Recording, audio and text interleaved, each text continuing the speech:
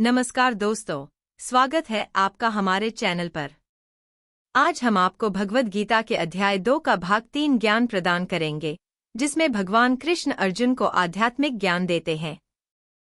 हे अर्जुन, इस बुद्धि से संपन्न लोग स्थिर मस्तिष्क वाले होते हैं।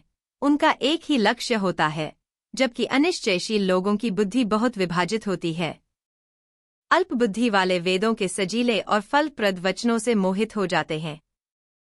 वे वैदिक कर्मकांडों को महत्वपूर्ण मानते हैं और यही सोचते हैं कि इससे श्रेष्ठ कुछ भी नहीं है। ऐसे लोग भोग और ऐश्वर्य की इच्छा से भरे रहते हैं और कहते हैं कि स्वर्ग ही सब कुछ है। वेदों की सजीली बातों में फंसे हुए ये लोग भगवान को ध्यान में रखकर कभी ध्यानस्थ नहीं हो पाते। वेदों में 3 गुणों का वर्णन है। हे अर्जुन, तू इन 3 गुणों के प्रभाव से मुक्त हो। जो नित्य सत्य है, जो अनंत है, उस सत्य में स्थिर होकर त्रिगुणातीत हो, भौतिक इच्छाओं से रहित होकर आत्मसाक्षात्कार में स्थित हो।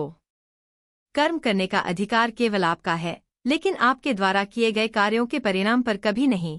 कार्य का कारण बनो, लेकिन फल की अभिलाषा से कभी नहीं।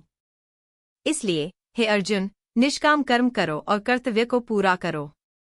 स्वयं को प्रभु के प्रति समर्पित करो और फल की इच्छा न रखो। इस स्थायी स्थिति में बुद्धि को स्थापित करके कर्म करने वाले कर्मयोगी कर्म में एकाकीता और स्थिरता प्राप्त करते हैं।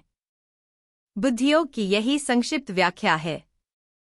हे अर्जुन, जब बुद्धि मोह को पार कर जाएगी तो तुम वेदों के श्रुतियों से और सुनी गई बातों से स्थिर हो जाओगे। जब तुम्हारी बुद्धि मोह से परे होगी, तब तुम अपने द्वारा सुनी गई और सुनी जाने वाली बातों से उदासीन हो जाओगे।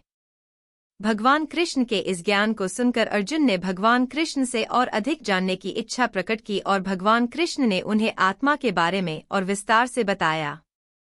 इस प्रकार भगवद गीता के दूसरे अध्याय में भगवान कृष्ण ने अर्जुन को आत्मा के अमरत्व, कर्तव्य और कर्मयोग के मार्ग का ज्ञान दिया। यह ज्ञान हमें भी सिखाता है कि हम अपने जीवन में किसी भी परिस्थिति का सामना स्थिर और निष्काम भाव से कर सकते हैं। अगर आपको यह वीडियो पसंद आया हो तो कृपया हमारे चैनल को सब्सक्राइब करें, लाइक करें और शेयर करें। हमें कमेंट करके बताएं कि आपको यह वीडियो कैसा लगा।